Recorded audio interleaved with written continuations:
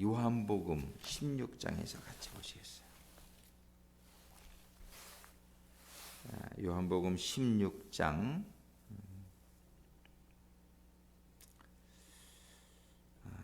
1절부터 13절까지 우리 같이 읽으시겠습니다. 요한복음 16장 1절부터 13절까지 합독합니다.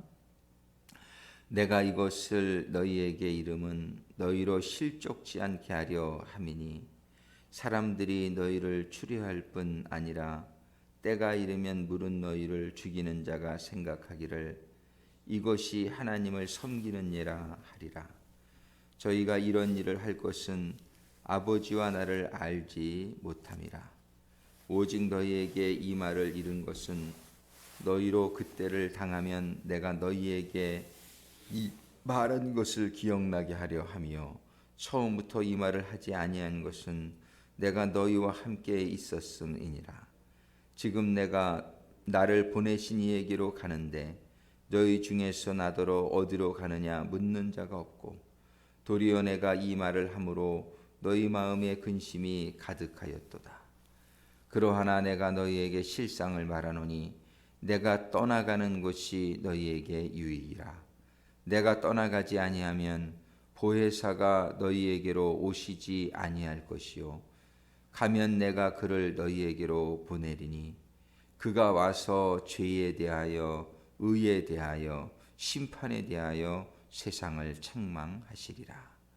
죄에 대하여라 함은 저희가 나를 믿지 아니하며 의에 대하여라 함은 내가 아버지께로 가니 너희가 다시 나를 보지 못하며 심판에 대하여라 함은 이 세상 임금이 심판을 받았음이니라.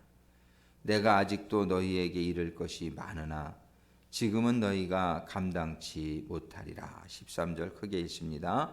그러하나 진리의 성령이 오시면 그가 너희를 모든 진리 가운데로 인도하시리니 그가 자의로 말하지 않고 오직 듣는 것을 말하시며 장래 일을 너희에게 알리시리라. 아멘.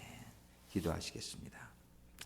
아버지 하나님, 주님께서 이 땅의 사역을 마치시고 하늘로 돌아가실 때에 제자들에게 주신 이 말씀을 통해서 저희들이 다시 한번 주님이 보내주신 보혜사 성령님에 대한 이해와 그리고 그 성령님이 하시는 일에 대해서 저희들이 오늘 더 다시 한번 잘 깨달으며 온 세상에 충만하게 임하여 계시며 구하는 자의 심령 가운데 임하셔서 내재 교통 역사하시는 성령님의 인도하심을 받는 저희들이 될 수 있도록 우리 교회가 될 수 있도록 이 시간 인도하시고 축복하여 주시옵소서. 예수님의 이름으로 기도드립니다. 아멘. 주님께서 이제 이 세상의 사역을 마치시고 돌아가실 때에 제자들에게 이렇게 말씀하십니다. 내가 나를 보내신 이에게로 간다. 5절에 보면 내가 나를 보내신 이에게로 간다. 그런데 내가 가게 되면 내가 떠나는 것이 너희에게 유익이라. 7절에 그런 말씀을 주세요. 내가 떠나가지 아니하면 보혜사가 너희에게로 오시지 아니할 것이요 내가 떠나가지 아니하면 보혜사가 너희에게로 오시지 아니할 것이요 가면 내가 그를 너희에게로 보내리니. 이런 말씀을 하세요. 예수님께서 이 땅에 오셔서 여러 가지 일을 하셨지만 그 중에 하나를 보혜사가 오실 수 있도록 준비하시는 일을 하셨다. 이렇게도 또 얘기할 수가 있어요. 그 뭐냐면 보혜사가 성령님이 이제 우리들에게 임하시기를 원하시는데 그래야 이제 하나님과 우리가 하나 되어지는 그런 결합이 이루어진단 말이에요. 예를 들어 부부가 결혼을 했어도 영적으로 하나 되지 아니하면 진짜 부부는 하나가 되지 않는 걸 우리가 보게 돼요. 그러니까 이렇게 보통 이 세상 사람들은 결혼하면 육적으로 이렇게 하나 되는 것을 주로 생각을 하는데, 생각은 다 따로 있고 또 영적으로 다른 세계에 있으면은 이게 하나가 되지를 못해요. 우리 진짜 결합은 영적으로 하나 되어지는 것이 우리를 하나 되게 하는 것인 줄로 믿습니다. 우리가 하나님이 우리와 하나 되기를 원하시는데 예수님만 가지고는 안 됐어요. 예수님이 와서 우리들에게 말씀을 가르쳐 주시고 우리들을 이렇게 여러 가지 인도해 주셨지만, 예수님은 우리와 하나 될 수는 없는 상황이었어요. 왜냐하면 예수님은 육으로 오셨기 때문에. 예수님의 영이 육 안에 있기는 하지만 그건 예수님 한 사람으로서 이렇게 임하는 그런 영이란 말이에요. 그리고 예수님이 십자가에 달리시기 전까지는 하나님의 영이 우리들한테 들어오실 수 없는 상태였다는 걸 우리가 알고 있단 말이에요. 하나님이 예수님 이전에 이 땅에 영으로 임하실 수 있었던 사람은 딱 두 사람이, 한 사람은 아담이고 한 사람은 예수님이에요. 이게 죄가 없는 상태에서 하나님의 영이 임하실 수 있기 때문에 예수님께서는 우리들의 모든 죄를 담당하여 주심으로 말미암아 그 이후에 예수님을 믿는 사람들은 죄 사함을 받고 성령을 받을 수 있는 준비가 되어진 거란 말이에요. 예수님께서는 이 땅에 오신 그 예수님의 사역을 이렇게도 표현할 수 있다는 거예요. 보혜사 성령이 우리들에게 임하게 하시기 위해서 준비하러 오셨다. 근데 보혜사 성령이 우리에게 임하시는 것은 바로 생명이 임하는 거죠. 아담에게 육의 아담에게 생기가 들어왔을 때 그 생명이 된 것처럼 예수님이 마리아의 육의 몸이지만 성령으로 잉태되신 것처럼 성령이 들어오신다는 것은 생명이 임한다는 거예요. 이게 다른 말로 하면 구원을 받는다는 거죠. 그래서 예수님께서는 이 땅에 와서 우리들의 죄를 위하여 죽어주셨을 때에 우리의 구원의 길을 열어주셨다. 다른 말로 하면 성령이 우리에게 임하는 것을 준비시켜 주셨다. 이렇게도 표현할 수 있다는 것이. 예수님께서는 내가 떠나는 것이 너에게 유익이라. 내가 여기 왔다가 이제 가는 게 유익이라. 왜냐하면 보혜사가 이제 너희에게 올 수 있게 되는 것이다. 이렇게 말씀하시죠. 근데 그 보혜사가 와서 무슨 일을 하시냐? 8절에 보니까 그가 와서 죄에 대하여, 의에 대하여, 심판에 대하여 세상을 책망하시리라. 이 책망이 축복인 줄을 믿게 돼. 제가 오늘 아침에 예배 시작하기 전에 잔소리를 좀 했지만 이런 책망이 우리들에게 유익이란 말이에요. 부모가 없으면 책망할 사람이 없잖아요. 근데 부모도 요즘은 책망을 잘 안 하는 부모가 많단 말이에요. 부모가 책망을 안 하게 되면 자녀들이 이렇게 교훈을 제대로 받기가 어렵죠. 그래서 이 버릇없는 사람을 보고 이러한 애비 없는 후레자식 같은 놈, 이런 얘기한단 말이에요. 왜냐하면 애비가 없어가지고 교육을 못 받은 놈 같다, 이런 얘기란 말이에요. 그게. 그러니까 우리가 부모가 나를 책망해 줄 수 있는 부모가 있다는 것은 우리에게 축복이다, 이걸 알고 있잖아요. 교회에서도 담임 목회자가, 저도 이렇게 좀 책망을 잘 못하는 스타일인데 책망을 잘 못하다 보니까 교회가 그냥 꼴이 말이 아니란 말이에요. 그래가지고서 지지난주인가 제가 예배도 일찍 들어오십시오 이런 책망을 했더니 어떤 분은 그것 때문에 시험 들은 분도 있지만 정교님들이 아멘 하면 저 뒤에서 그랬단 말이에요. 왜냐하면 오강근 사관이 너무 책망을 안 하는 스타일이다. 그러다 보니까 교회가 그냥 쓰레기도 내저분하고 막 이래도 창문도 맨날 그냥 손찌문이 있어도 창문 닦는 사람도 없고 누가 봐도 교회가 관리가 되어지는 교회가 이런 것이 왜냐 책망이 부족해. 근데 우리 옛날 윤석전 목사님 보면 책망이 엄청 심하죠.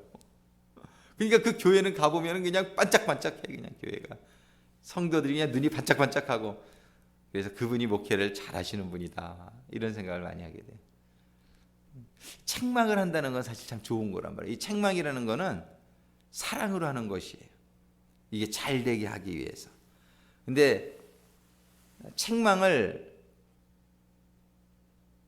하는 것이 쉽지 않은 이유는 사람들이 책망을 좀 듣기 싫어하니까 하기 힘든 거예요. 그러니까 우리는 책망을 좀 듣기를 오히려 이거는 나에게 축복이다 이런 마음을 가질 때에 하나님도 우리에게 책망하시기를 쉬워하시고, 책망만 하면 시험 들리니까 책망을 못 한단 말이에요. 예배 11시에 전에 10분 전에 오라고 했다가 막 시험 들어서 안 나오는 분 생기고, 그 전에 11조 하라 그랬더니 그때부터 안 나오는 사람 아직도 있어요.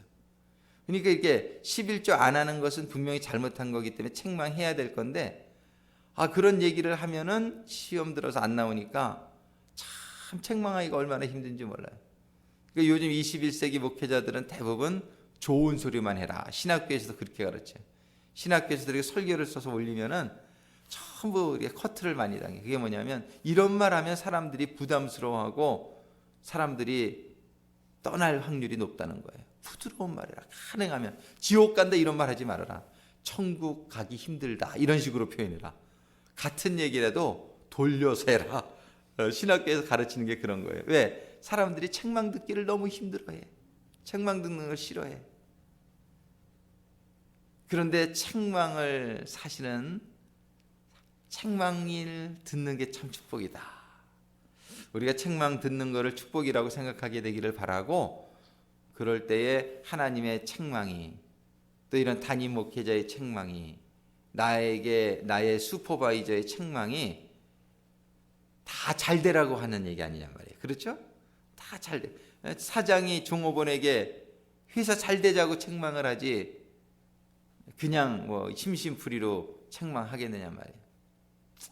물론 책망을 할 때 좀 조심해서 잘해야 되겠지만, 그 대한항공의 누구처럼 그냥 책망을 너무나 심하게 했다가 큰 이렇게 문제가 생기지만, 사실은 그 사람의 마음에도 좀 회사가 잘 되고자 하는 마음이 있었을 거예요. 근데 방법이 좀 잘못된 거죠. 방법이 잘못된 거지. 우리는 하여튼 이 책망은 참 축복이다. 그런 사실을 가지고 주님께, 우리 성령님께서 이 땅에 오실 때에 책망하러 오신다. 성령님의 책망은 책망 중에서 참 우리들에게 필요한 책망일 줄로 믿습니다. 성령님의 책망하시는 분이다. 근데 책망을 왜 하시냐면은 13절의 결론이 뭐냐면, 진리의 성령이 오시면 그가 너희를 모든 진리 가운데로 인도하시리니. 책망을 하시는 이유는 모든 진리 가운데로 인도하시기 위해서 책망하시는 것이란 말이에요. 우리가 진리 가운데로 인도함을 받는 것이 얼마나 중요하냔 말이에요.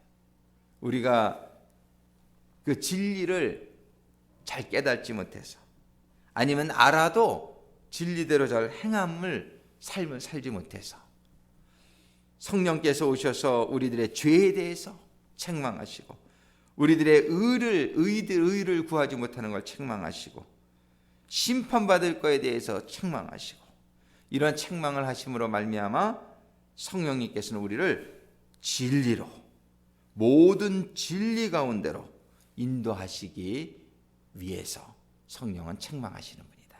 할렐루야. 우리가 이번 주간에 성령님에 대해서 생각을 하고 있습니다. 우리는 성령님께 오늘도 기도할 때, 성령님, 제가 잘못한 것을 깨닫게 해주세요. 책망해 주세요. 제가 잘못하고 있는 거 성령님이 잘 아시죠? 성령님, 저를 책망해 주세요. 우리가 이런 기도를 할 수 있게 되기를 바라고, 책망을 받는 가운데에 성령님께서 인도하시는 모든 진리 가운데로 들어가는, 그 진리를 알기만 하는 게 아니라 생활 속에서 진리를 향해서 진리대로 살 수 있도록 성령님도 도와주세요. 책망하시고 인도하시고 또 저에게 진리대로 살 수 있는 능력을 주세요. 이런 기도를 통해서 우리의 삶이 하나님이 참 기뻐하시고 영광 받으시는 자녀의 삶이 될 수 있기를 간절히 소망합니다. 기도하시겠습니다. 아버지 하나님, 감사합니다. 오늘 요한복음의 말씀을 통해서 이제 주님께서 사역을 마치시고 하늘로 올라가실 때에 내가 떠나는 것이 너희에게 유익이라 말씀하시며 우리들의 죄를 우리들이 가야 할 의를 우리들이 추구해야 될 삶을 향해서 책망하시며 우리를 모든 진리 가운데로 인도하실 성령님에 대해서 오늘 다시 한번 생각해 주시니 감사합니다. 아버지, 이 시간 간구하고 오나오니 오늘 기도하는 가운데에 성령님의 책망이, 성령님의 깨닫게 하심이, 성령님의 인도하심이 임하는 기도의 시간이 되게 하여 주시옵소서. 저희들 개인에 관한 성령님의 책망이 저희들 가정에, 저희들 교회에, 저희들의 일들에 관한 성령님의 책망과 성령님의 인도하심이 저희들에게 임하는 가운데에 저희들이 진리들을 향해서 진리가 저희들에게 임하는, 그리고 진리대로 살 수 있는 지혜와 능력이 임하는 이 아침이 되게 하여 주시옵소서.